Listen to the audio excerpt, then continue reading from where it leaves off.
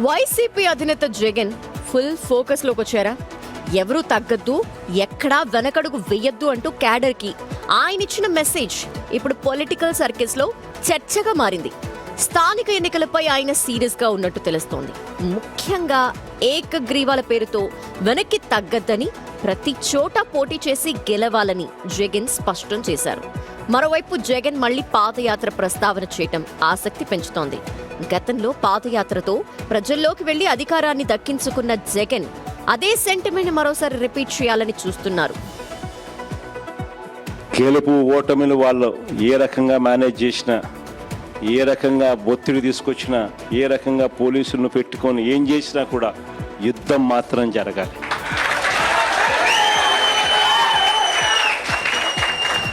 ఒకవేళ వీళ్ళను పోలీసులను దుర్వినియోగం చేసి ఆ చిన్న చిన్న స్థానాల్లో సైతం గెలిచడం కోసం గాన వాళ్ళు దుర్మార్గాలు చేస్తే మాత్రం ఈ కసి రేపొద్దున జరగబోయే ఎన్నికల్లో చంద్రబాబు నాయుడు గారి పునాదులు కూడా కదిలే విధంగా కసి పెరుగుతుందని మాత్రం గుర్తుపెట్టుకుంది. ఎన్ని ఇబ్బందులు పెట్టినా కూడా కళ్ళు మూసుకొని కళ్ళు తెరిచేసరికి ఇంకొక సంవత్సరంలో జగనన్న పాదయాత్ర స్టార్ట్ అవుతుంది, ఇంకొక సంవత్సరంలో ఎన్నికలు జరుగుతాయి అనేది మనల్ని నడిపించే విధంగా మనం ఎదురును ట్యూన్ చేసుకుందాం, గట్టిగా యుద్ధం చేద్దాం.